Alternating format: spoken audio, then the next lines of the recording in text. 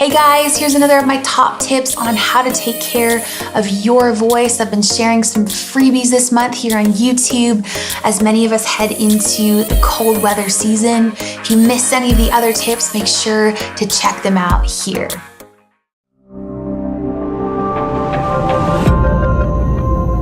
Vocal rest is so important for optimum vocal health, but it's probably one of the most overlooked things when it comes to taking care of the voice. When your body is tired, your voice is tired, your vocal cords are prone to injury. So it's important to get as much rest as you can. 7 to 9 hours of sleep at night is ideal.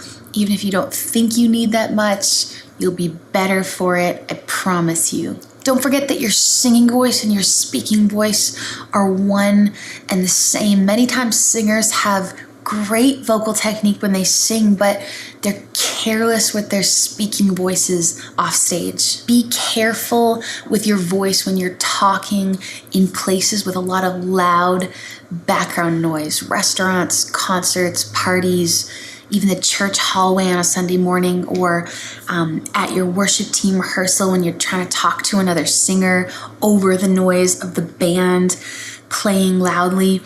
So often you don't realize how loudly you're speaking. It's harsh and abrasive for the vocal cords because they have to overwork themselves just to be heard. I read once about Celine Dion that at one point in her career, she had a very strict rule for herself about being on vocal rest 1 day per week. And literally even on the phone, she would tap once for yes, tap twice for no. A day of vocal rest per week is a really great way to restore the voice, maintain the voice.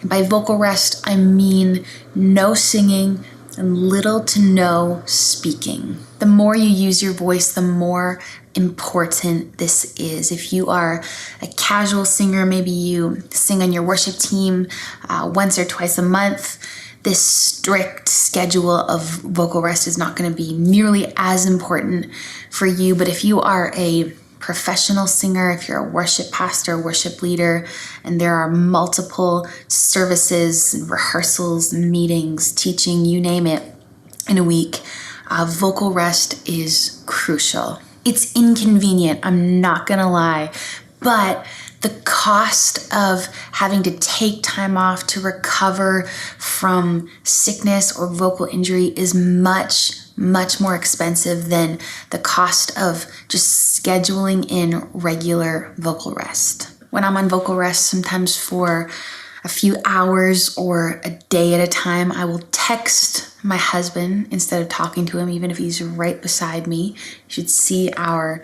text conversations. They're super long. We've also started learning sign language so that I can rest my voice more often. I'm just learning my letters, V, O, C, A, L, R, E, S, T. This is singing or song.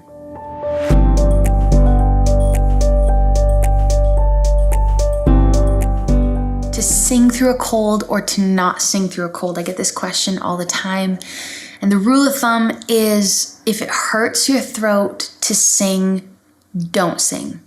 Seriously, don't sing at all. Reschedule, get somebody else to cover for you. Many times it's totally okay to sing through a cold if it's, nasal congestion, headache, that kind of thing.